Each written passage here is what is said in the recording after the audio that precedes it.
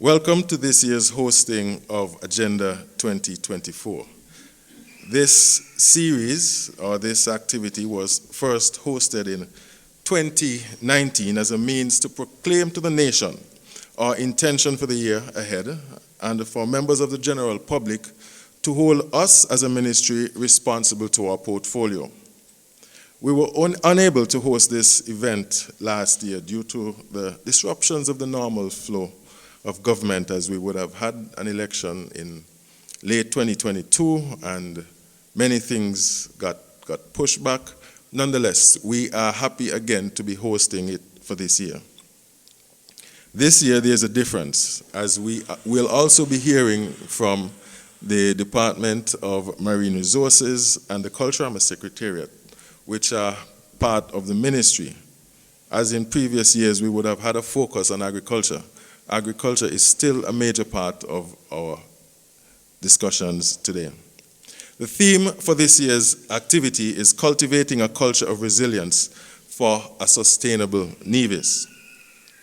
This year's theme reflects the commitment to food sustainability, resilience, and the promotion of eco-friendly practices in agriculture on the island of Nevis. It encourages the adoption of safe farming and fishing methods, conservation of natural resources, and the development of resilient food production systems. The goal is to foster a balance between agricultural productivity, environmental stewardship, and technical innovation for a more sustainable future for the island of Nevis. Our key areas of focus include promoting farming practices that support natural ecosystem and the minimal use of external inputs. Climate-smart agriculture, implementing strategies that adapt and mitigate the impacts of climate change. We also want to focus on local food systems, encouraging the production and the consumption of locally grown food to reduce the dependence on imports, strengthen food security, and support the local economy. Innovation and technology, embracing technological advancements in agriculture, such as precision farming, smart irrigation, and digital tools for farm management to increase efficiency and productivity. We also want to make sure that we have youth involvement, encouraging the active participation of young individuals in primary production by providing education, training, and opportunities to contribute to the development of sustainable practices. Community engagement is also an important aspect, which fosters collaboration between farmers, fishers, government agencies, researchers, and the community to share knowledge and address the various challenges and collectively work towards a more resilient sector.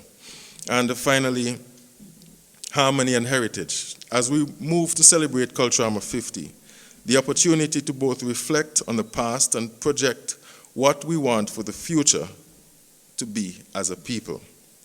Embracing the collective experience of skills, talents, and best practices to move and shape the future of our community. We are pleased to welcome you here today, and I wish this event the success it is intended, and moreover, the goals and objectives stated that they be realized. Thank you very much. Morning, everyone. Before I get started, can I just, by the way, let me just ask a quick question. By the show of hands, how many of you are super excited about your life and your health? Everyone. That's okay. That's a good thing. Can I ask everyone to just stand up just for a moment? I'm not going to have you exercise, I promise you.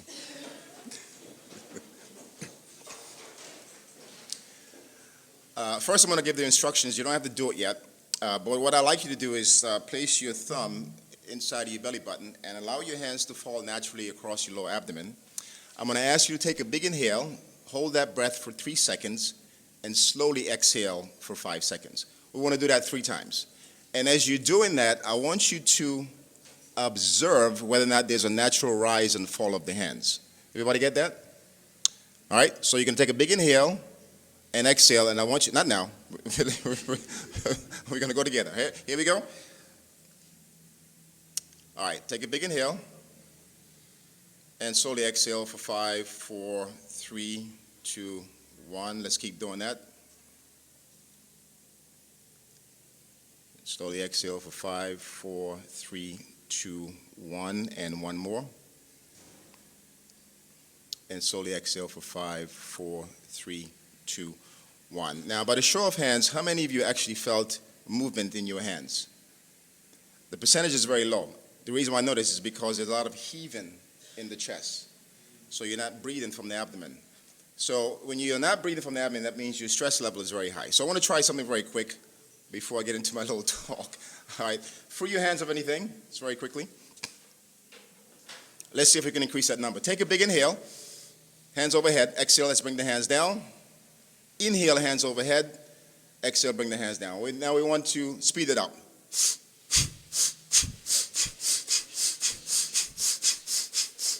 Take a big inhale, and exhale, release. Very quickly, let's try that again. Take a big inhale, same thing we did before. Slowly exhale, and just observe whether there's movement in the hands. If there isn't, just try to focus on taking the breath a little deeper. Here we go, a couple more. And relax. Any difference? Is there an increase? Any movement in the hands? Is that a little better? Okay, we got. Thank you. Please sit down. We got to work on your stress levels, Eric. We got to figure out how we work on the stress levels. I'm honored to be here this morning at this very important event to lend my support. And as I thought about how I can make a contribution to this event, what came to me is that I can best be impacting by asking each, or sharing with you how each of us individually can change one simple thing in our life that will cultivate a culture of resilience and a sustainable Nevis by changing one simple thing. Monday last week, I celebrated, on this very day, I celebrated my 60th birthday, 60. And many have asked, David, what does it feel like to be 60? You look more like in your 40s. And to be honest, I have no idea what 60 feels like, and I don't remember how I felt when I was 40. I do know that I feel amazing in my body, in my mind, and I think that I'm in better shape now at 60 than I was at 30. Now, I contribute that to five things in my life. And in the interest of time, I'm going to share the primary one with you that ties into our theme this morning, cultivating a culture of resilience for a sustainable Nevis. And that one thing for me is diet. I simply eat as close to nature as possible. I've decided to do that many, many years ago. And the primary reason why I did that is because I understand, being in the fitness industry, I understand very deeply how imported foods, processed foods, are laden with additives, preservatives, hormones, chemicals, carcinogens, and the big one now is called xenoestrogens. Everybody heard of xenoestrogens? Everybody heard that term? If you haven't heard of xenoestrogens, you've probably heard of estrogen. Anybody heard of estrogen? So estrogen is a female hormone, is actually what gives a woman her female characteristics, her soft voice, her curves, her soft skin, etc. Xeno simply means foreign, so a xenoestrogen actually counteracts the effects of estrogen. So apart from estrogen giving a woman her female characteristics, it also plays other important functions in the body, like help promote good heart function. It's an anti-inflammatory. It helps maintain good lean muscle mass. It helps with bone density. This is why oftentimes when women get older and their estrogen levels begin to drop, they experience things like fragile bones, and they tend to be more prone for osteoporosis and those kind of things. All right? So think of xenoestrogen as a good fake Gucci purse. All right? The fake is so good that the cells actually allow it to attach to the receptors as if it's a real estrogen. These things are so terrible that they will actually change your DNA. Now, why is that important? Some of the counter effects of these xenoestrogens that is found in our foods and export meats and so forth, there's a few things that they cause. One of which is estrogen dominance. Estrogen dominance in both male and female. By the way, men do have some estrogen as well as women have some of the main hormone as well. Just so you guys know. So one of the things that causes estrogen dominance. Now, what happens in estrogen dominance in women? And we see that in our community. One of the things that happens, they create a pear-shaped body for women. So you see women tend to have bigger hips, bigger butts, and we see that a lot here in Nevis. It also creates much of the same thing in men. So what do you think happens if a man experiences estrogen dominance? It lowers his virility. So he will experience things like erectile dysfunction. He wouldn't feel very manly.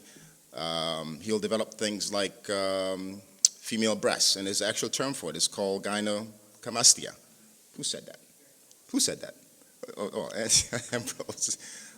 Gynecomastia. Another thing that it does, it causes precocious puberty, and that's a fancy term to say premature puberty. We see that a lot in our young women. Our young women are seeing their period at 10 years old, and they're fully developed at 15 and 16. Some of the other things that it does is it interferes with hormonal imbalance.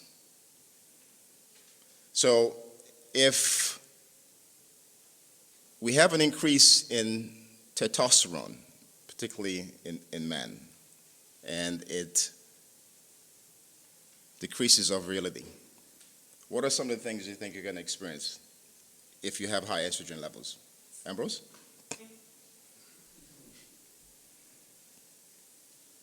No? Huh? Okay. So this is just a few of the things that the xenoestrogen does. You know why that's important?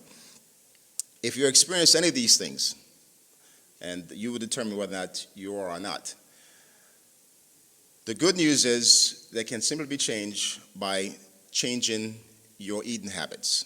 As I mentioned, much of these things are found in imported foods, in processed foods, in imported meats, particularly imported meats.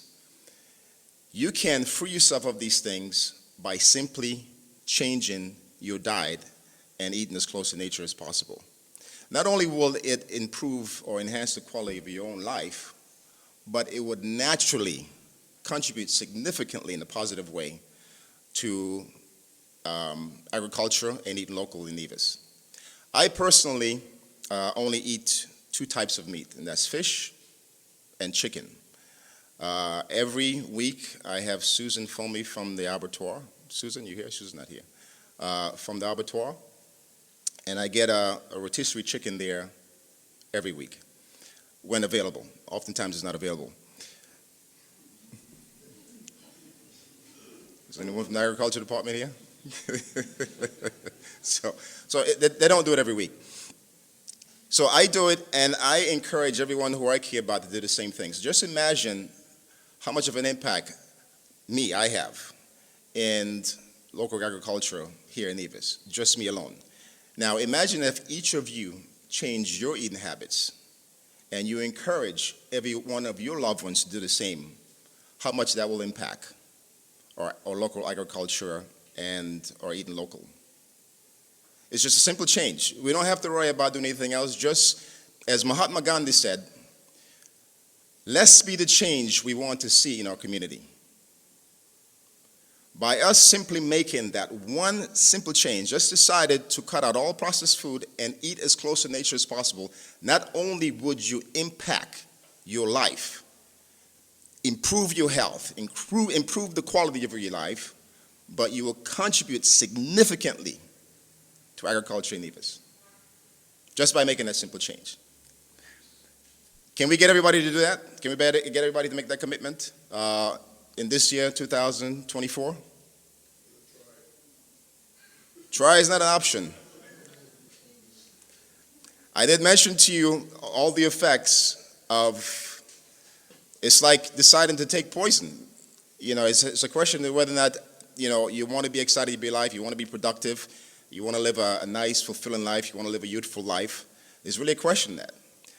And, you know, we have to decide that we have to live a useful life, and the way we do that is by making important changes in our life. And all I'm asking you to do is making that simple one.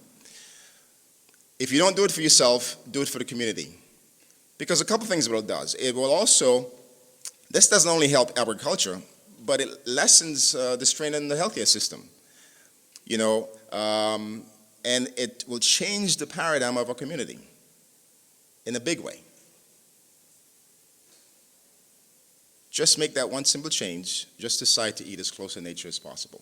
Mr. Sergeant would have already laid the foundation for today's proceedings, so I'll just go further and permit me to just highlight a few of our achievements from the Department of Marine Resources for the year 2023. We had a Reef Check Guardian certification for 2 of our staff members. We had training in fisher assessment and data program modeling in Barbados for a staff member. We had training in sustainable use of fisheries resources in livelihoods of Smile Island states, Japan, 1 staff member. We had a safety at sea training for over 80 participants. And we had fisher consultation throughout the island. Challenges for 2023, budgetary constraints, loss of chops for fishers, data collection, landing site upkeep and maintenance, and the registration and deployment of FATs. Please note that this work plan does not illustrate all of our activities for 2024, but rather it highlights those specific areas based on our challenges in 2023, making them the subject of particular focus in 2024. I now get into my presentation. Collection of data, activity 1. Collection of data from landing sites and analysis of data for 2024. We have in our possession now a program which we call Fisheries Manager. This program will enable us in our decision making, problem solving, understanding, improving techniques, and understanding stakeholders.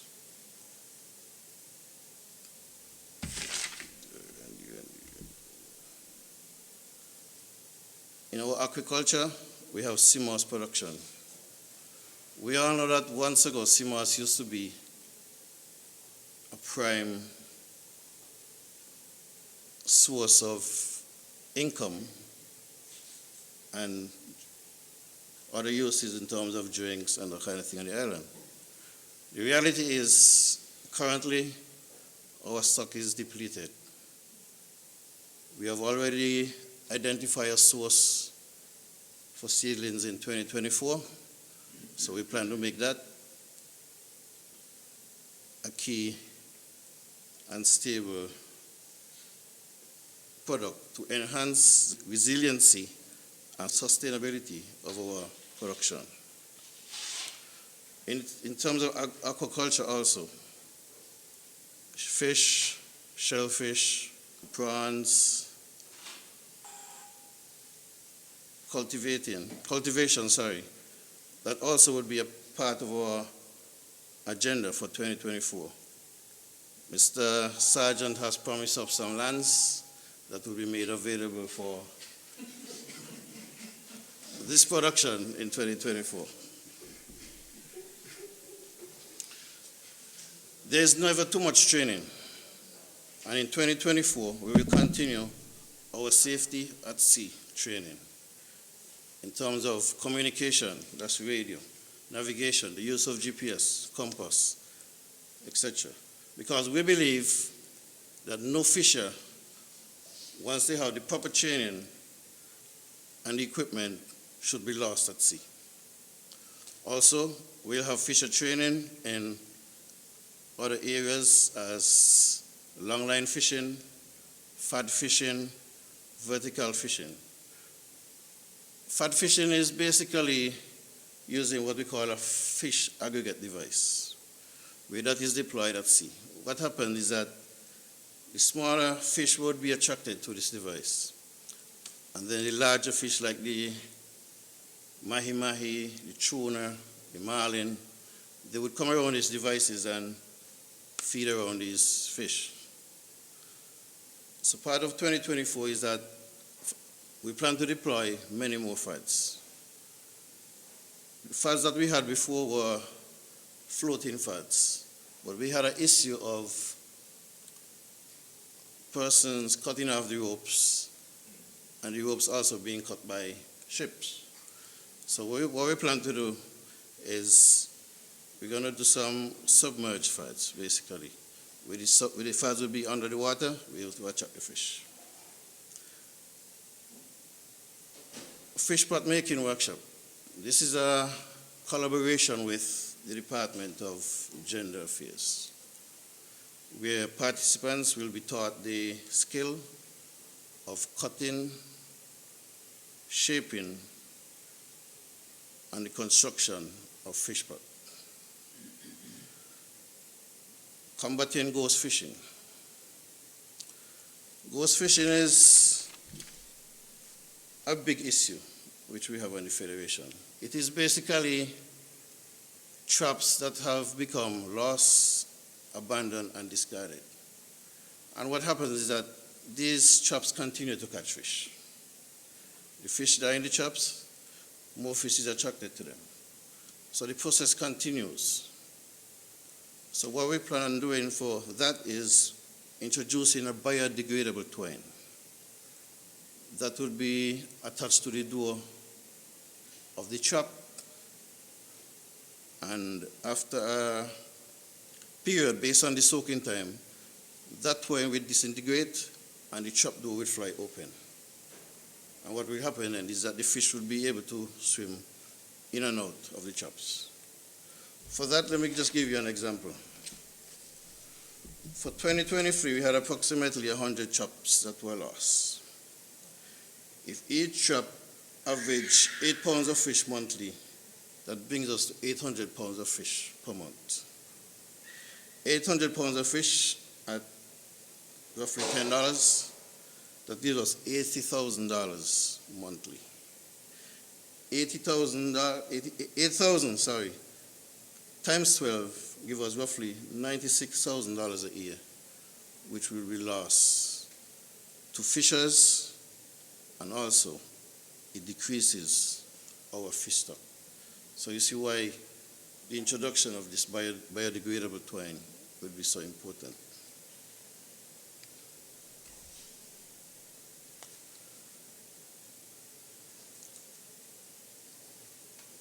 In terms of our marine management unit,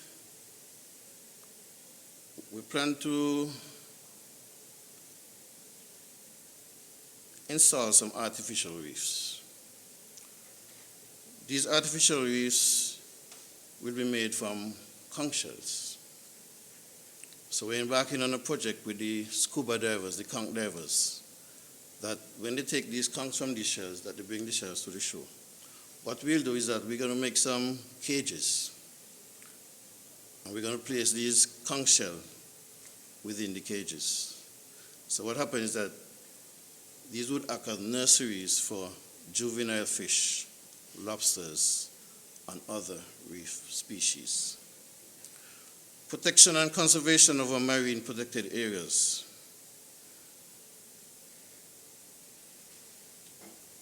This is protection of rare and threatened species and their habitats. Additionally, for the protect coastline by acting as natural barriers for waves and tropical cyclones. One of our marine management area is at the bottom of Nelson Spring. If you are there recently, you could see the work that has been done to that area. However, one of the problems that we face there is persons should not go there to remove the species within the area. But we have had some problems of persons going there to remove the fish. So what we have done thus far is we have erected some signs, and for this year, we plan to get the enforcement aspect of it into play. Landing site cleanup. It is our intention to have clean areas free of debris that can be hazardous to marine life, fishers, and other users. And let me just say, I would just like to thank the PS and our minister, especially during the months of March to September, where we have that influx of sargassum and the beaches that need cleaning. And we never had any problem with the PS or the minister saying, utilize whatever resources necessary. So I thank them for that. Turtle monitoring. This we would liaise with the Nevis Turtle Group to determine the number and species of nesting turtles. Vessel inspection and licensing. We are hoping that by March 34th, all seaworthy vessels would be licensed. Fisher ID registration. We have a situation where no ID for fishers were received since about 2016.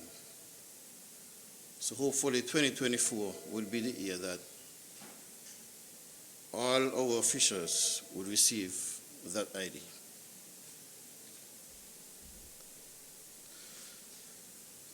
My next screen will show some activities based on organizations for 2024. Our special mention, our Fish Festival, which will be held in June. So I'm taking this as an early invitation to everyone to come on down to the NASPA grounds in Charlestown on June 7th. Right, Melissa? Okay. And that's the end of my short presentation. I would just like to say, we at the Department of Marine Resources would just like to thank all who have partnered with us for 2023. And we look for your continued support for 2024 and beyond. Thank you. This morning presentation, we just give you a brief synopsis in terms of what is the department work plan for 2024. This work plan was comprised with the assistance of and the inputs of all divisions. In 2024, the department intends to work closely with all stakeholders, farmers, agro-processors, allied agencies, the business community, the general public, to ensure that productivity and sustainability is achieved in 2024. The department will also review its land lease policy and concession policy to ensure and guarantee that maximum output is achieved. And each division will be charged to effectively implement their work programs. The objectives basically is to increase productivity, sustainability throughout the sector efficiently, develop a culture of optimism, skills, and efficiency with our staff and farmers, build resilience and opportunity with key players such as farmers, agro-processors, crafters, etc., to improve the quality and branding while introducing new products on the market and to conserve and protect our resources. The Department of Agriculture, we normally have 4 major activities, and there are a number of times these activities somewhat affects or infringe on some of the work program. We have the Agricultural Expo, which will be held at ETW Park on March 21st and 22nd. I must say, is probably the largest event on the island of Nevis. We have the Agriculture Awareness Month, which will run in the month of May, from the 2nd to the 30th of May. We have the Food Festival, which is August 2nd, and the World Food Day Activities Week, which is October the 14th to the 18th. The department is basically comprised of 8 divisions: small farms, agro-processing, abattoir, vet/livestock, extension/estates, plant quarantine, marketing, and clerical. The small farm, or as we might term it as SFEP division, aimed this year to improve its operation on a timely basis. We also, in this year, hope to reduce the number of farmers' complaints that we would have received within previous years. And we're hoping that all of this would translate into productivity by our farmers and revenue generation. The small farms within the first quarter would overview its current operational practices. We'd also like to review the prices of the services that we provide within the department for the small farm equipment pool. The prices are somewhat close 30 years. We also would like to establish and mandate in terms of our vehicles within the department for timely servicing by the division. And we also would like to renew and review all our stock that we have within the department. That's within the first quarter. In the second quarter, we want to start to source parts. A number of times that the tractors are down, and sometimes they're down for very simple parts. So we want to start to source these parts and have these parts readily available. So in the event of something minor, the tractors could be back up and running. We want to do some work as it relates to a proper secure storage area for these equipment, and we want to do some staff training as it relates to time management and customer service. Within the third quarter, we are anticipating that we'll have an additional tractor added to the fleet. There's one that we have right now that we're currently working on, but we're hoping that within the third quarter that will add to the fleet. And we're hoping that by the fourth quarter, land preparation, etc., should be up by 20% with the addition of this new machinery. Agro Processing Division, it prides itself to high quality products for an ever-growing market through partnership, staff training, and motivation.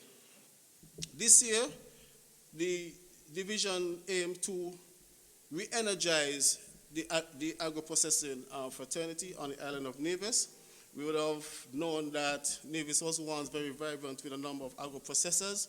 You have some now, but they are somewhat doing it at home, so we want to bring them out this year. So within the first quarter, we want to start, the first and second quarter, we want to start to have discussions with these new agro-processors. We want to also have some training for these individuals as it relates to product development and product quality.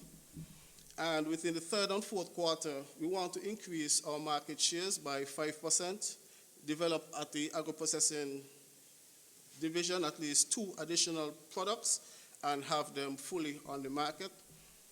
And we're also looking to see if we could have 1 individual or 2 individuals trained externally.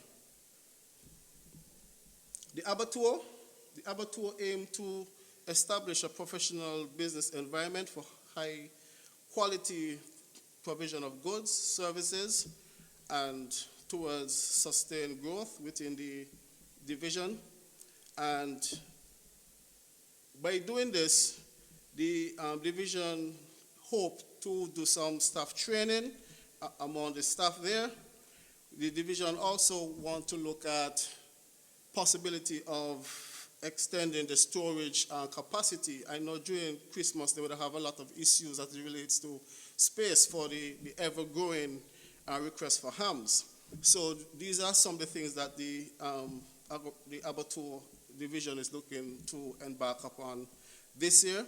One of the things that they wish to do again is to introduce additional new cuts to the markets. There are quite a bit of persons asking for new cuts. And the abattoir also wish to increase its output by 7% this year, bearing in mind that products, the raw products, the goat and the sheep and the cattle and the pig, they're all available. The vet/livestock division, what they want to do this year is to change the whole scope of how the livestock farmers look at agriculture and more of a business approach through farm records, animal selection, water harvesting, forage bank development, etc., and to increase the throughput to the abattoir by just about 7% for this year. We are also hoping to increase egg production by 9% to continue to sustain our market, our growing market. And we're hoping, again, as Mr. Wall would have indicated, his cry for the local chicken, is to increase local chicken production availability by 1,500% and would grow once the processing plant actually comes on stream. The veterinary/livestock currently work would have started as it relates to some perimeter fencing at the Madden's farm. So we're going to continue with that. We are hoping to complete the pound within the first quarter this year also, because quite a bit of persons would have had issues as it relates to roaming animals in 2023. We want to also commence the establishment of a forage bank or the redevelopment of the forage bank there at Madden's. And we also wish to review our herd there at Madden's in terms of selection of animals, look at our bull, revalue our bull to actually see if we actually time now for us to replace that bull. We also have a zebu herd, and for this year, we wish to engage with key personnel to see how can we reduce that herd, zebu roaming herd, thus to have animals within the abattoir also, and to remove those animals from roaming. We're also hoping to introduce here a small ruminants and pig breeding program. We have the 2 facilities already constructed. The piggery is about 90% constructed, and the small ruminants unit is completed. So we're hoping between the second and third quarter we'll be able to source those animals, and hopefully within 2025 we actually start to have offsprings to provide to our farmers. On the estates, an extension, we aim this year to increase our productivity both on estates and with farmers. And there's a number of crops that are out there that we look at, but we would have zoned in specifically on 9 crops that we believe that the island of Nevis could be 90 to 100% self-sufficient in those crops. These include watermelon, honeydew, cantaloupe, tomatoes, cucumber, lettuce, squash, pumpkin, and green bananas. Some of these crops, we are already at 90% self-sufficiency, and we want to ensure that within this year, we're able to accomplish that with additional work to be done on some other crops. We are hoping this year again for the plant propagation unit to pay key focus as it relates to plant propagation, as it relates to various mangoes, avocados, breadfruits, and the continued availability of healthy seedlings for our farmers. All of this would be accomplished through constant staff training, farmers check, record keeping, and analyzing of data.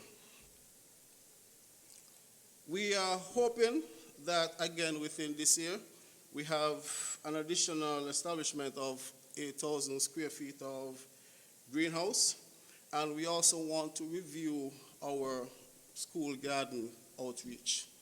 Again, that is something that we are hoping to work on, and here, what you see here is just a projection that we have between the quarters, and this is basically a work plan submitted by the estates in terms of a number of crops. Those that are highlighted in blue, you realize those are the crops that we are aiming to be 90% to 100% self-sufficient in. And coming from the estates alone, for this year, we're looking at about 102,000 pounds and calculating just at a dollar value, $102,000. On the other side is just a view that we are looking at. And this is how we are aiming to analyze the data. Because we're at the point where we know the numbers that we need planted in the ground. And if we are looking at, for instance, the section with the blue, which is estate, the section in the green is just an indication of what's lacking. So these are the figures, these are the acreage that Extension now will have to work with farmers to ensure that these acreages, these crops are established within the given period. So basically, we're looking for, if you look at the work program for the estates, you're looking, like, for instance, within the fourth quarter, you're looking at about, say, 50,000 pounds of food, but on the farmer level, you need the support of about 128,000 pounds of food to make it up. So if you were to look at, for instance, watermelons, the estate indicated that they're going to be establishing 1 acre within the fourth quarter. Therefore, you have 3 acres missing. So 3 acres now will have to be sourced somewhere. Extension will now have to work with farmers to ensure that that acreage is established. The acreage may vary because, as we have here, projecting, say, about 8 to 10,000 pounds a melon per acre. But knowing your farmer, you may have a farmer that you know may not be able to give you 10,000. He may give you 6. Then you know your requirement now move from 3 acres to about 3.5, 4 acres. Plant quarantine. Plant quarantine is a very critical and key division within the agricultural sector. And these are the individuals who want to protect our borders from invasive species. And for this year, they will continue to ensure that there's no introduction of additional invasive species. The division would do an assessment in terms of existing pests on the island and to see pests of priority, where we could actually start to look at different tech packs to control these pests. We also, one of the other things that we are looking at, again, is the upgrade of our lab there in Prospect. And again, this would be able to help Extension and quarantine as it relates to being able to diagnose appropriately. And we also in review of the costing for the phyto permits and the import permits, so that's something that we're hoping to propose. It is very unfair at times. You may have someone wishing to send out 1 bag of T-Bush and paying $5, and somebody who's sending out a container still paying the same $5.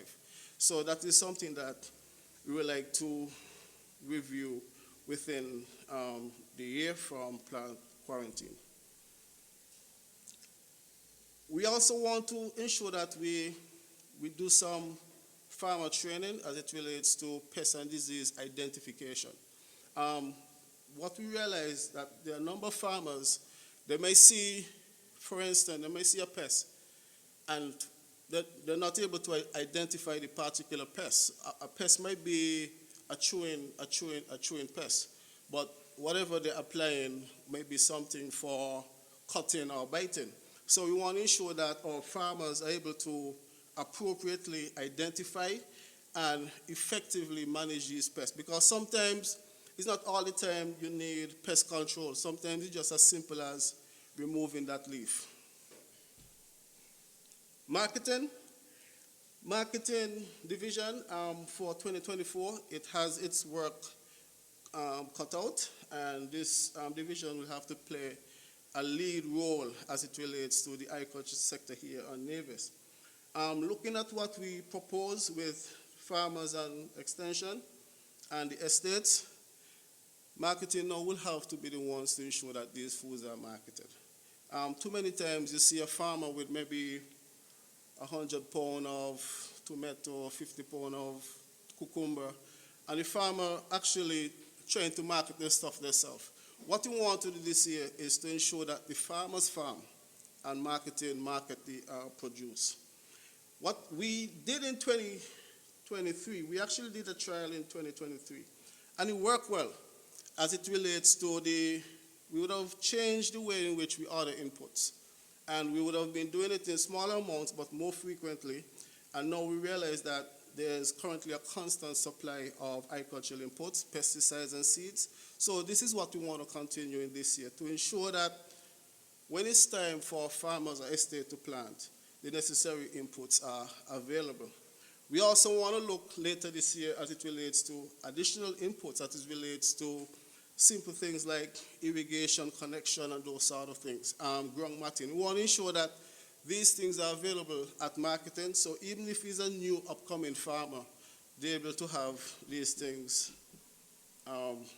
available. In marketing, again, one of the things that marketing would work closely with extension with is farmers training. And farmers training as it relates to post-harvest technology. A number of times you see some farmers, you go by them, you see some beautiful crops. And because of poor harvesting, sometimes they get to marketing and the shelf life is much reduced. Sometimes they're transported in sun, sometimes they're probably not properly cleaned, etc. And then sometimes when marketing is able to now telling them that, hey, this is what remained for maybe 2-3 days, farmers are upset. So we want to start to do some training as it relates to post-harvest technology. And we want to see a 20% increase in terms of throughput through the division.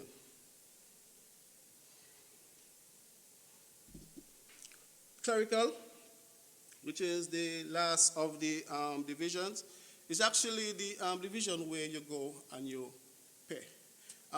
Yesterday I was speaking to a potential farmer, or a budding farmer, and one of the key issues that they would have expressed is that a number of times when they go for land prep service, there's no one telling them, hey, okay, I already sent your name to small farm, tractor should be by you in this time, etc. So we want to be able to change all of that for this year to ensure that farmers or clients, they're able to have on-hand information as it relates to when their service is going to reach to them. Clerical would also play a critical role as we look at reviewing a number of these fees and also ensure that time and payments are done in a timely manner. And also we want for this year, well, not necessarily through clerical, but a lot of times some of the bills that go there is to refocus our animal control in the agricultural area. In 2023, and even now, we have quite a bit of farmers complaining in terms of monkeys.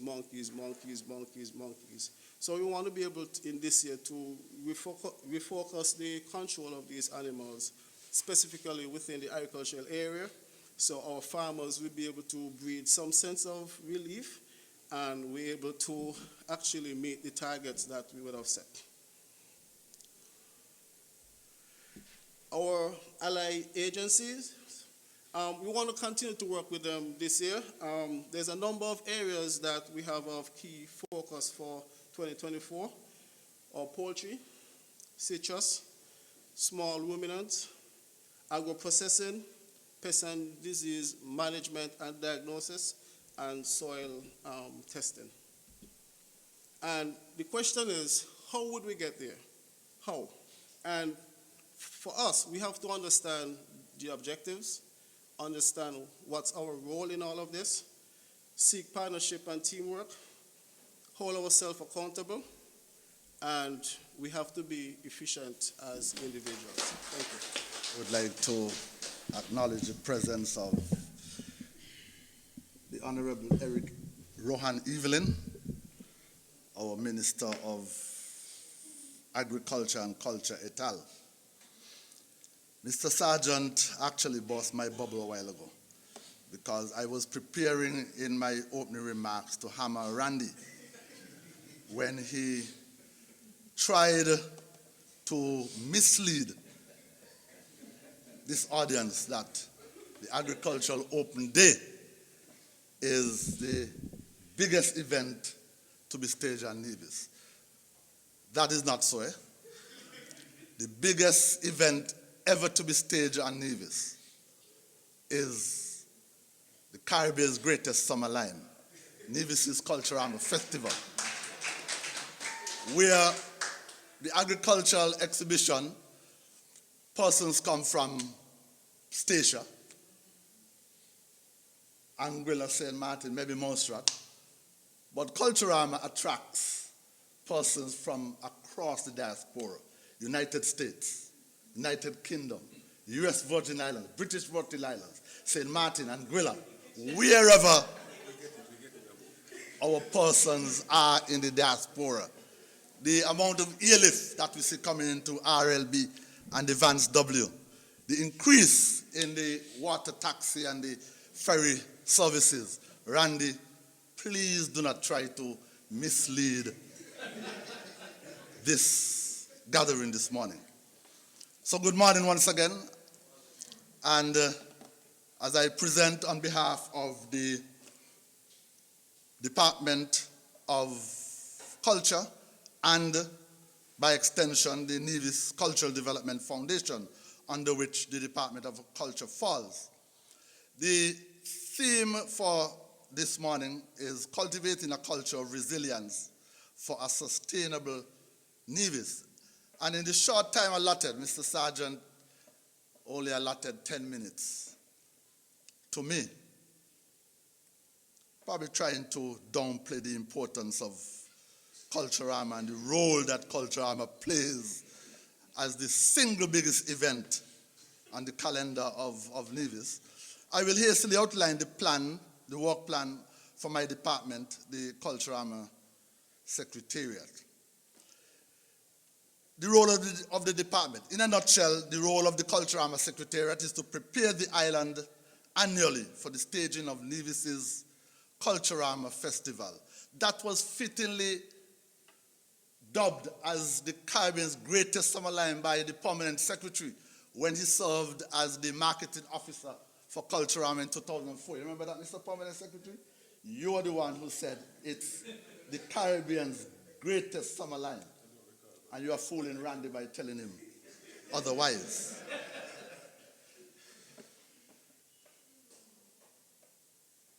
Now, Culturama is celebrated over the Emancipation Day weekend. It is a 13-day festival that focuses on the island's cultural heritage. And for this year, the dates for Culturama are July 25th until August the 6th. The structure of the department is staffed by 5 employees, namely an executive director who oversees the day-to-day operation of the department, an executive officer, an accounting officer, a marketing officer, and an administrative assistant. Depending on the workload in a given year, workers from other departments are seconded to the department to assist during the peak busy period of June, July, and August. A brief overview of the festival. It is a showcase of the island's art, talent, and culture. It is celebrated annually over the Emancipation Day weekend, July, August. It was conceived in 1974 to preserve the rich cultural heritage of the island, which at that time was experiencing a steady decline to the point where it was on the brink of becoming extinct. The economic benefits that are derived from the festival. Now, I often, when I speak about the importance of Culturama, refer to it as a stimulus package given to the island by the Nevis Island Administration. Now, Culturama provides some much needed economic relief to the island at a time of the year, July, August, when the tourism sector, and by extension, the island's economy are at their lowest. The spin-offs are endless. All of the following benefits from staging the festival: cultural practitioners, musicians, music producers, artists, calypsonians, craft vendors, food vendors, hotels, guest houses, restaurants, wholesalers, supermarkets, bar shops, grocery shops, beauty salons, clothing stores, fashion designers, car rentals, ferry and water taxi operators, taxi and bus operators, and I'm sure that there are many, many others that you can add. As we shift our attention towards Agenda 2024, this upcoming year will pose a significant challenge for our department.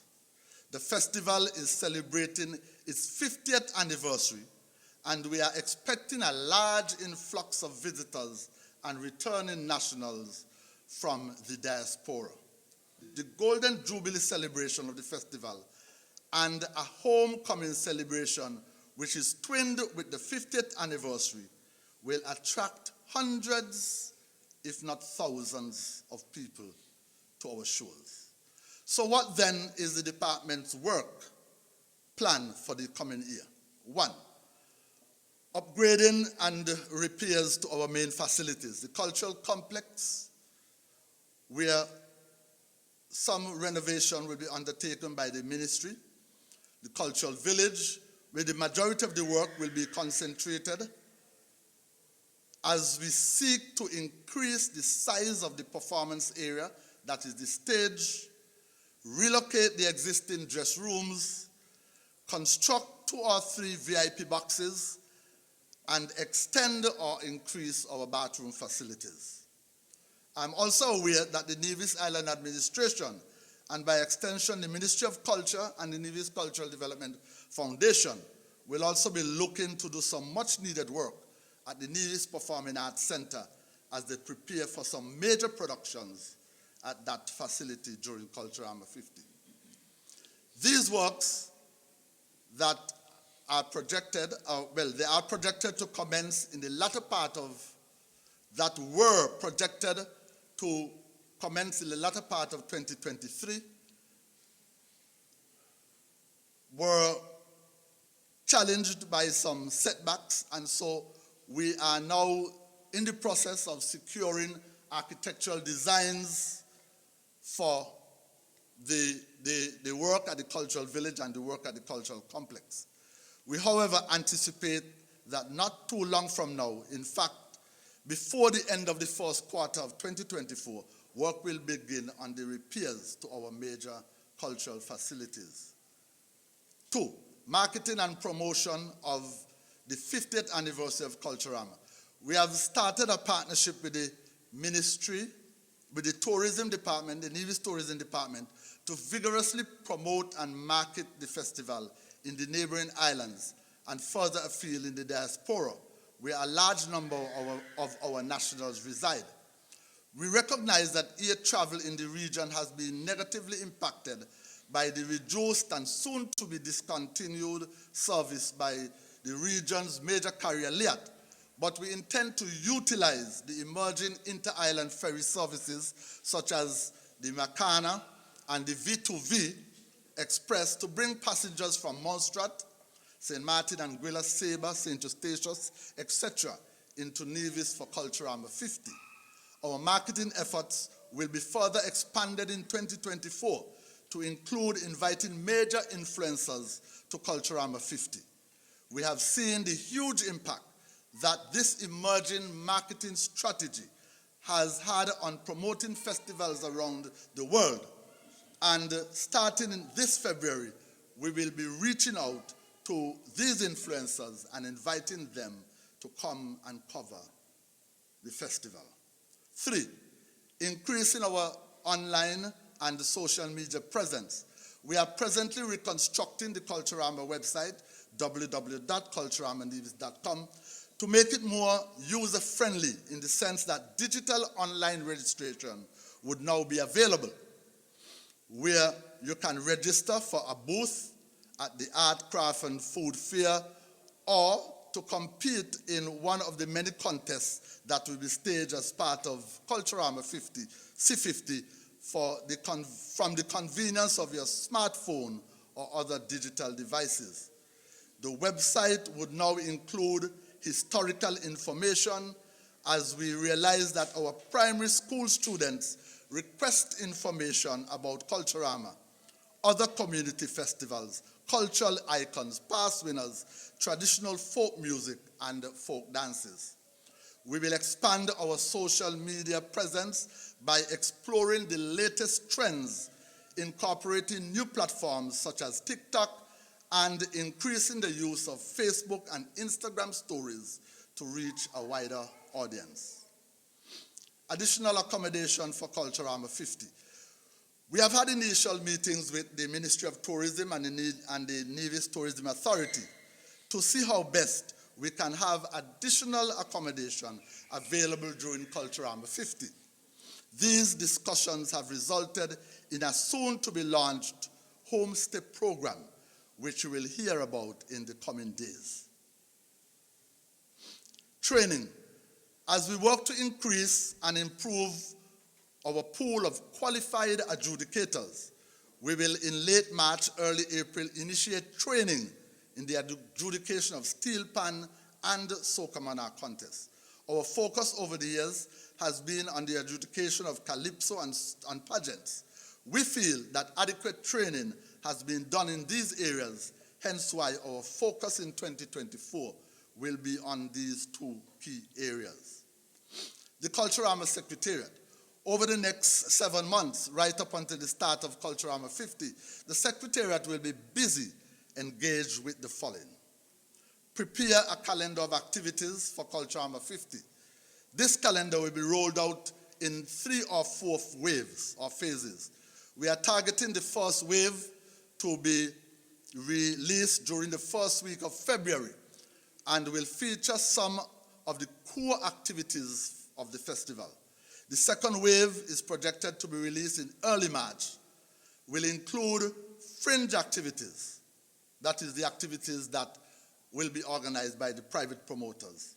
And the third wave is expected to release in April to coincide with the launch of Culturama 50 on April 12th, 2024. Later, as we get into June, we will have the launch of the 4th wave, which would now include all of the activities, both core activities from the committee and our fringe activities. So I invite you to stay tuned to your local media houses as we unveil the calendar of activities over the 4 waves that we are projecting to reveal the events for this year. Secondly, providing quarterly reports to the Nevis Island Administration and the Ministry of Agriculture, Culture et al. On the repairs being done at the venues and the planning of Culturama 50. Thirdly, the Culturama Secretariat will coordinate meetings of and facilitate requests from the Nevis Culturama Committee, thus making the committee's planning much easier. Additionally, the Culturama Secretariat will work closely with the members of the Culturama Committee to prepare a budget for Culturama 50. Accreditation. The Secretariat Staff will be actively involved in accrediting key players who will be engaged in coordinating the Culturama events. And this is will be a major undertaking because we recognize some shortfalls in the accreditation process over the years. And we have decided this year to step up and have persons properly accredited and have restrictions to persons being able to access certain key areas within our venues. Additionally, dissemination of press releases and other important information to the general public on the staging of Culturama 50. The Culturama Secretariat will be actively engaged in that. Coordinating the various activities for Culturama 50. These include vending at the cultural village, or coordinating the various activities for Culturama 50, yes. These would include vending at the cultural village, cultural complex, the art, craft, food fair, street vending, and also we will be looking at improving our street vending operation, as we recognize that street vending in Charlestown over the years has been a nightmare. And so we will be working to bring a much needed improvement to the street vending in Charlestown throughout the entire Culturama 50 season. Post C50, the Secretariat will be actively involved in preparing to disseminate prizes to the participants and winners of the festival, preparing subcommittee reports, financial reports, and launching promotions for Culturama 50. In conclusion, the theme for today's symposium, Cultivating a Culture of Resilience for Sustainable Nevis, is very fitting. As outlined by the prominent secretary in his opening remarks, this theme reflects the commitment of food, sustainability, resilience, and promoting eco-friendly practices in agriculture on the island of Nevis. It encourages the adoption of safe farming, fishing methods, the conservation of natural resources, and the development of resilient food production systems. The goal is to foster a balance between agricultural productivity, environmental stewardship, and technological innovation for a more sustainable future of Nevis. This is important as we prepare to host the single biggest, largest event ever to be staged in our island's history. You hear that, Randy? Earlier, I mentioned that hundreds, if not thousands, are expected to descend on our tiny island over July and August. And I want to steal a popular phrase or line from my brother and minister, the Honorable Eric Evelyn. Nevis will sink over July and August. Right, Mr. Minister? Okay. So again, Randy drives home my point. Open Day has never sunk Nevis. Never. It would be important that the Department of Agriculture prepare to feed these persons with locally produced agricultural products. Therefore, I implore the Department of Agriculture to commence the conversations with the crop farmers, livestock farmers, beekeepers, fishers, and other sectors to sustain agricultural production over the third quarter of 2024. So I challenge you, Mr. Director of Agriculture. And with those few remarks, my 9.5 minutes, right? 9.5 minutes, I bring my presentation to a close. I thank you. Thank you very much, Mr. Chairperson and Mr. PS. And the privilege is mine to be here this morning at this, I would say, very important activity. I know that the protocol has been established, but let me also recognize the PS Hanley. Do we have any other permanent secretaries here? Of course, we are indeed delighted to have Ms. Jones from AICAR, the PS from St. Kitts Agriculture, our featured speaker, Mr. Walwyn, other heads, department heads, staff from the departments of agriculture, marine resources, Culturama, Mr. Rollins from the NCDF, and I am very happy that we're here today for this very important event. Let me first and foremost take this opportunity to wish all a very productive and healthy and successful and work-filled 2024. In the same vein, I would like to say thanks to all who I think would have worked tirelessly in 2023. I think we had a very successful 2023 with regards to agriculture, marine resources, culture, and I'm expecting an even better and brighter and more successful and more prosperous and productive 2024. And of course, the challenge is with all of us. And I'm happy that the PS has been echoing the sentiment all morning that it is all well and good to have these glorious plans outlined, but it is more important for us to put in the work to ensure that these plans are executed, and not only executed, properly executed as well. I really want to commend and congratulate my friend, Mr. David Walwyn, as well, for that excellent little speech or motivation that he would have provided for us. And I'm happy that he was able to tie in the issue of health to agriculture. And one thing he didn't mention in terms of our health, I know he spoke about the health and how important it is, and in terms of agriculture.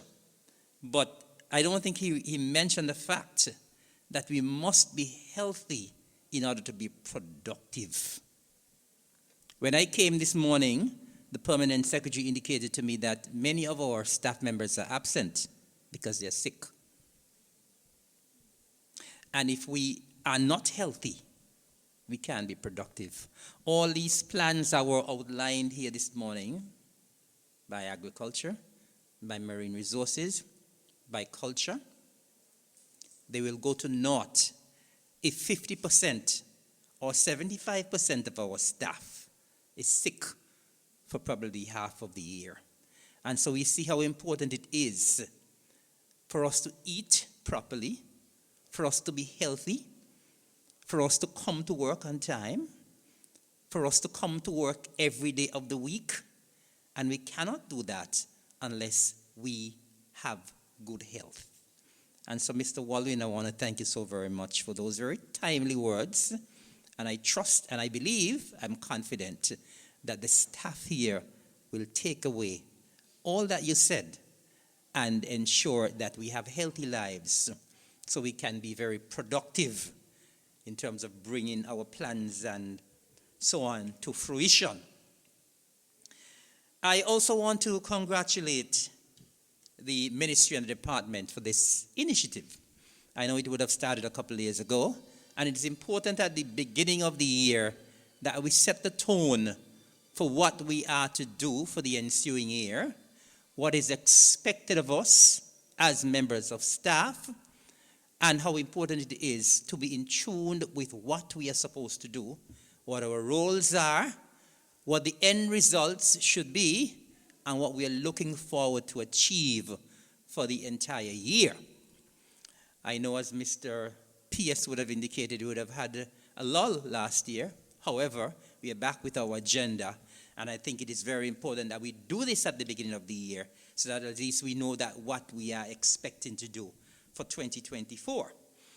I also want to commend the presenters that we had this morning from the various departments, marine resources, agriculture, culture. I think they all did justice to the various departments. And based on what they would have said, based on the plans that would have been outlined, once we follow through and once we do what we are supposed to do as members of staff from these various departments, this ministry will be the most successful ministry for 2024. And those of you who know me and know me well know that I'm someone who is not all about talk. I like action. And so the talk that will have been provided here this morning with the work plans, I'm expecting action. I'm expecting action, and that action must come from all of us who are here and those who are not here as well. So I'm expecting all of us to take the message to those who are not here. I'm expecting the heads of the departments. I'm expecting the heads of the divisions to lead from the front. And so we can have that output and that productivity that is necessary for us to have a very successful year.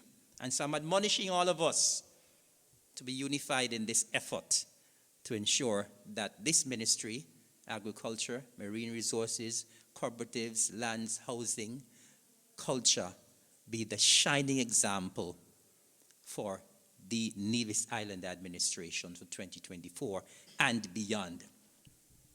Now, the theme that has been set for today's Agenda 2024, cultivating a culture of resilience for a sustainable Nevis. And I particularly like the theme. I love the theme, especially with the words resilience and sustainable. Now, we are part of a federation, and I'm sure most of us who have been in tune with what has been taking place in the federation over the years, or most recently over the past 2 years, we have heard so much about a resilient or a sustainable island state. And we here on the island of Nevis, we are very much part of that objective of becoming a sustainable island state. Almost every time when we hear the Prime Minister speak, almost every time when we hear the Minister of Environment in the federal government speak, we hear of the need for the development of a sustainable or the establishment of a sustainable island state. And we here on Nevis, we must be in tune with that. And I must say that the sector of agriculture will play a pivotal role in us attaining that objective, or us becoming a sustainable island state. Of course, when it comes to resilience, this ministry or this department or the departments that I'm a part of, I think we have been very resilient. Agriculture has been resilient over the years, very resilient. We have seen the resilience in the increase in production. We have seen the resilience in the fact that we have been able to attract more young people into the sector. We have seen the resilience in the number of activities that we've been having over the years. We have seen the resilience in the improvement in these activities. We have seen the resilience in the fact that more and more people, not only young people, are becoming attracted to agriculture, to fisheries, and to culture. And so the fact that we have been resilient over the years, what we need to do now and going forward is to build on that resilience. And once we build on that resilience, we will contribute to us, the Federation, becoming a sustainable island state. So I want us to bear that in mind at all times. Let us build on the resilience that we have and go forward to becoming a sustainable island state. Now, I'm going to touch briefly on a couple of the areas that the Permanent Secretary would have spoken about in terms of the theme of us being resilient and us becoming more sustainable. And quickly, I'm going to just touch on the issue of the climate-smart agriculture. Because we are living in a global village now, and we know what the influence of climate is on our activities, particularly in agriculture.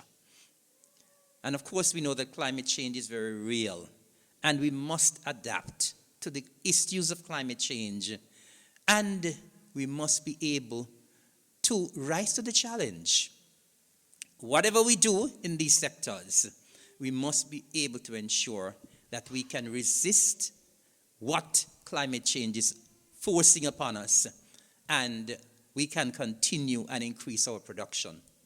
Now, we know, we have seen over the years, we have seen a lot more storms, we have seen the intensity of dry weather, of droughts, we have seen intense rainfall, even in the dry season sometimes, and generally there's so many changes in the pattern of the weather, and we must be able to adapt to those changes. And so, as technicians, we must be able to take that message to our farmers in particular, to be able to combat the effects of climate change. We must be able to ensure that our farmers adopt practices. We must be ensured that our farmers probably build water catchment areas in times of drought. We must be able to ensure that our farmers are up to date with the technology, and of course with our fishermen as well, because we must be able to continue to build that resilience. So when the issues of climate change confront us, when the issues of climate change confront our farmers, that they are able to be resilient and they are able to ensure that irrespective of what the situation is, that production can continue, production can increase, and we can see an improvement in terms of the quality of our production. In terms of our farm buildings, we must ensure that they are flexible, can withstand wind. Of course, we know that we are into greenhouse technology, that the designs that are there, we're able to take them down in case of a storm, and so we must go with the tide. Whatever we do, we must have environmental sustainability at the forefront. In terms of our local food systems, when I was at the Ministry and the Department of Agriculture, I coined a term, and I'm happy that that term is used very often when we speak about agriculture. And that term is grow more of what we eat and eat more of what we grow. I could recall when I was the communications officer at the Department of Agriculture, I coined that term and I used it very often. And I'm happy that many of us, when we are speaking about agriculture now, we have adopted that term, grow more of what we eat and eat more of what we grow. It is important, Mr. Walwyn spoke about it in his motivational speech, to eat more closer to nature. And once we eat local, a lot of our locally produced products are far superior to what we get from overseas. They are healthier. They are more organic. And so we, in the department and this ministry, we must always be preaching that message of eating more local.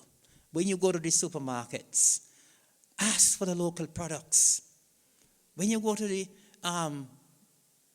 restaurants, ask whether or not, the hotels, whether or not how many of this in this plate is local. You can do that. They may not want to tell you, but you can do that. And so we are asking, the message has to come from us within this ministry. We must be preaching this message day in, day out, week in, week out, month in, month out, that we must consume more of what we grow and grow more of what we consume. In so doing, we'll be helping the economy, we'll be helping our farmers, but of course the challenge will always be for our farmers, for our fishers, to be more consistent in terms of the production. You heard Mr. Walwyn say that sometimes he wants rotisserie chicken and he can't get. So the challenge is there. The challenge is there for us to grow more and have more local products available. You heard Mr. Libert say when the persons come here for C50, we want to feed them with local products. We want them to get that local experience. When our tourists come from overseas, we want our tourists to get that local, authentic Nevisian experience, and that includes our local products. And so the opportunity is there members of staff, fisheries, agriculture, the opportunity is there, and we must capitalize on that opportunity. Of course, we have been speaking about our broiler production that we are pursuing relentlessly, and that, of course, that will add to our local products that we have in terms of the offering that we have here on the island of Nevis. And so, staff members, let us continue to preach that throughout 2024 and beyond. Grow more local, eat more local, and we will be healthier. In terms of innovation and technology, of course, we know that technology is the way to go. It is the way to go with everything, including agriculture and fisheries. And so I would want to see more innovation, more use of technology. We know that, of course, we know that we have been making some significant strides in greenhouse production. We want that to continue. So we want, whatever we do in agriculture, that we step up that technology. Even persons who are doing the field agriculture, you can have your systems in terms of drip irrigation, where you can stay at home and turn your drip on. You stay at home and turn it off. You don't have to go to the farm every time you want to turn on and turn off your drip irrigation. And so we want that increase and improvement in technology. And of course, that will always lead to better productivity as well and increased production. We want to see more intensive agriculture. Land is getting scarce in Nevis, believe it or not.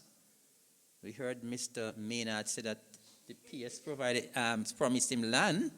I don't know where the PS is going to get it from. I don't know if he's going to make it. Because land is becoming scarce on Nevis. That is a fact. Mr. Fleming, you may want to give us some of what you have in St. Kitts. I know you have a lot more in St. Kitts, and so you may want to lend us some or rent us some. I don't know if you can package some and send over here to us. But land is becoming a problem.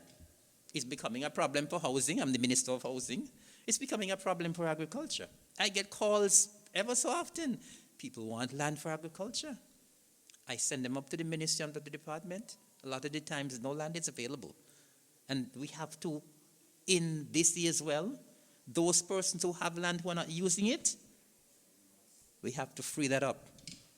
Because ever since I was there, persons have this habit of holding on to land, not utilizing it, hoping down the road that they can be offered the land for sale or to purchase, And so we must be strategizing in what we're doing in terms of ensuring that whatever land we have available, that is available for persons who want to utilize the land. And so we want to do more intensive agriculture. We heard about the piggery at Madden's. We want to do more intensive production with regards to small and large ruminants because the demand is there. And the demand will only get better because the people of Nevis are now catching on to that. Grow more of what you eat and eat more of what we grow. And people are now demanding more local products. And we must rise to that challenge of ensuring that we have the production, right? Of course, I would love to see our farmers, our fishers, adapting a more business approach to agriculture and to fishing. Over the years, we see a lot of our livestock farmers in particular, the small ruminant producers, they have hundreds of livestock, but they say they don't have any for sale. We must encourage our farmers to have that business approach. We have our allied agencies. We have Kadi, who is here with us. We have AICA. We have other agencies that can help us to do training where that is concerned, to have that business approach.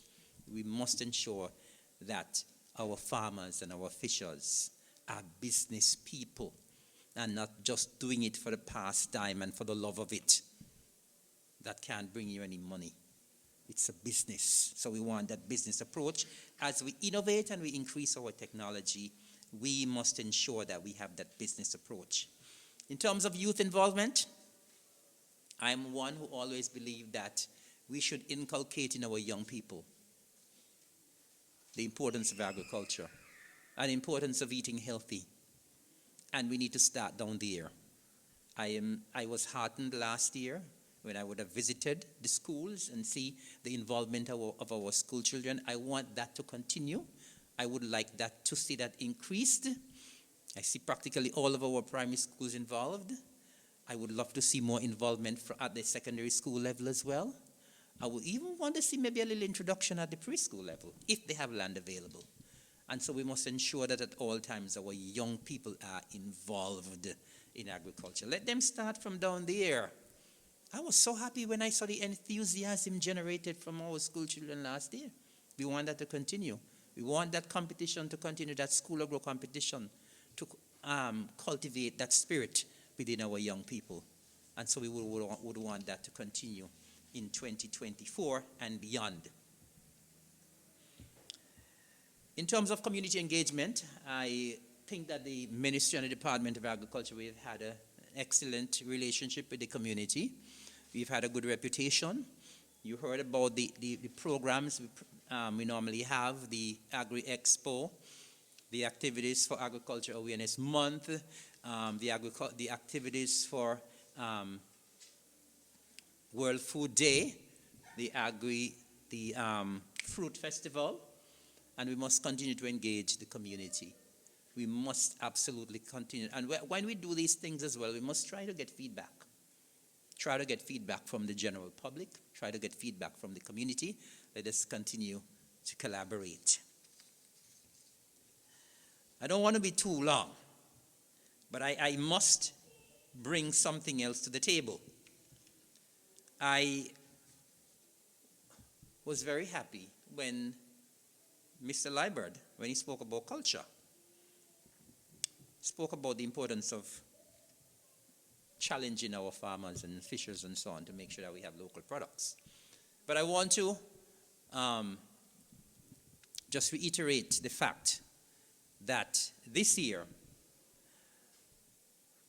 between July and August, we're expecting to see hundreds, if not thousands, of persons, Nevisians in the diaspora and visitors alike, descend on the shores of Nevis for Culturama 50 and Homecoming. It will be a historic event, and all of us must rise to the challenge of that historic event. I've spoken to numerous persons in the diaspora, Nevisians, and they have told me that they don't want to be disappointed when they come to Nevis. And so, the challenge is ours to ensure that they are not disappointed when they come to Nevis. I have been speaking about Culturama 50 for some time now, since last year, since we had Culturama 49. As a matter of fact, persons told me that I spoke more about Culturama 50 than Culturama 49. Yeah, people told me that. When we were speaking about Culturama 49, I was accosted. People said, "You're not focusing on this year, you're focusing too much on Culturama 50." Right? And so a lot of what was said by me for Culturama 49, I focused a lot on Culturama 50. And since then, I've been saying it practically every opportunity I get. I've been speaking about Culturama 50 because it's going to be a huge event. And all of us, once again, must rise to the challenge to ensure that when the visitors and our returning nationals come to Nevis, that they get the experience of a lifetime. The Culturama Secretariat and the NCDF and the all other areas that are involved in culture and Culturama, we will be working over time to ensure that people get the experience that they will never, ever, ever forget. And I'm going to make the pitch here once again. I am going to encourage persons who are in the diaspora, who haven't purchased their tickets yet, who haven't put in their vacation yet. You're behind the ball. You are behind. You need to start making plans for your accommodation here. You need to start making plans for your car rental here. You need to start making plans to be here. And we don't want you to just come for the last weekend, because a lot of people have this habit of coming for the last weekend. We want you to come for the entire package. 25th of July to the August the 6th. I am confident that when persons come for Culturama 50, that they will want to come back for Culturama 51. Right? But I want to throw out a challenge here. And I want the staff of the Department of Agriculture and Fisheries to listen very carefully. I want to throw out a special challenge to my staff. And I'm happy that we are all in the same boat, agriculture, fisheries, and culture.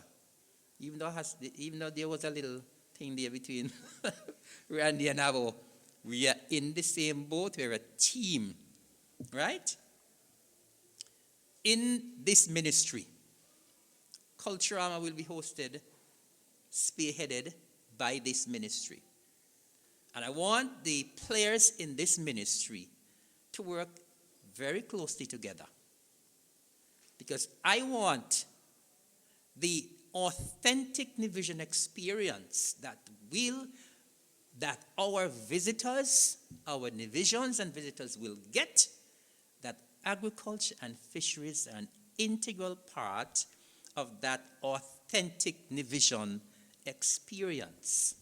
Hear me carefully. There's an opportunity.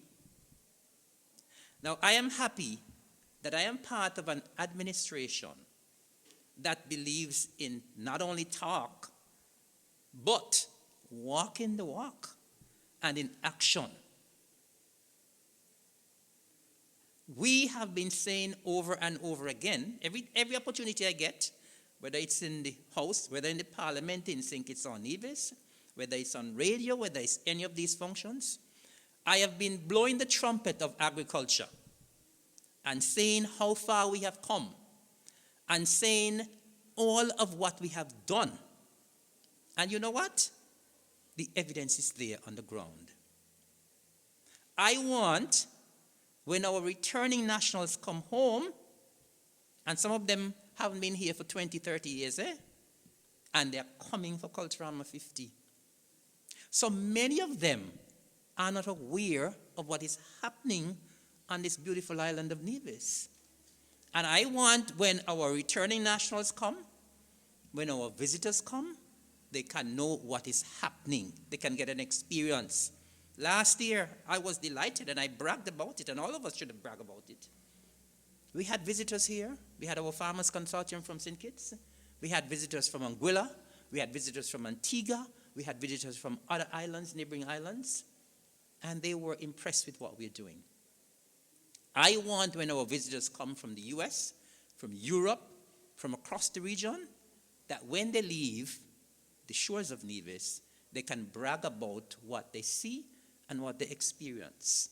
I want, when our returning nationals and visitors come, that they're not going only to Charlestown, to the Culturama events. I want them to experience agriculture and fisheries. And so the challenge is, staff, that our department will organize some agricultural tours, paid of course, doesn't have to be expensive, for our return. Because people will come, but if they don't see what is happening, they can't talk about the evidence. I want us to develop some tours. And those tours should include places like open field agriculture, the experience with our shade houses. Of course, you do the primary production, the agro-processing center, the Lawrence and Parry Depot, the abattoir, the fisheries complex, and probably a visit to one of our schools. Have a nice package put together where you can sell our returning nationals, our visitors, and of course when you go to some of these areas you could get some sampling and maybe get a little package when you leave. But I think this is an excellent opportunity that has presented itself for us to sell agriculture and fisheries. And when they leave, when our visitors and our returning nationals leave, they can be on the same page and said agriculture has moved in leaps and bounds on the island of Nevis. We have the PS of tourism here. We can collaborate with tourism. We can collaborate with the Culture Secretariat and NCDF and provide that experience. I want it to happen. And it can happen. It can happen. Let our returning nationals and visitors see what is happening on the island. Of course, I forgot to mention the Indian Castle Fruit Orchard. How could I forget that? How could I forget that? They can go there, get the experience of picking a fruit, get the experience of walking away with a little package of fruit when they leave, drinking a jelly if they're ready, you know? Because a lot of the times people come and they want to experience something different, eh? They want to experience something different. I think we are sitting on a golden opportunity here. And Mr. PS, Mr. Director, Mr. Deputy Director, and all of us who are here, let us put our heads together. I think this is a glorious opportunity where we might be the first in the region to sell agricultural tours. And down the road, we can sell it to our hotels as well. When the tourists come, let them get an agricultural experience. Some of them have never been on a farm. And so I am throwing that challenge out to you, and I'm expecting us to act on that challenge. And so I think I've spoken long enough, but I wanted to get that particular one in. Because I think, as I said, it's an excellent opportunity. Once again, I want to congratulate all of the presenters. I think we are off to an excellent start here. And if we can do what we have to do, this ministry can be a shining example of people who come together, people who are united, people who work, and once we work, we will get results. Once again, I want to wish everyone a very successful, productive, prosperous 2024. Let us do it together. We can do it together. Thank you very much. Your words will not, I assure you, will not fall on deaf ears. And we're in agriculture, so I expect the words to fall on fertile ground. As we close, I want to thank you, Mr. Minister, for your inspiring words. I also want to thank the various presenters for making their presentations about what will happen, what should happen in the coming year. As I like what the minister said in terms of the various opportunities that Culturama 50 and the number of persons that are projected to be here can have for agriculture in particular. I want to point out that I sat in some of the meetings with Director Elliott, and agro-processing, the Lawrence and Parry Agricultural Depot, the abattoir, their limitation is raw material.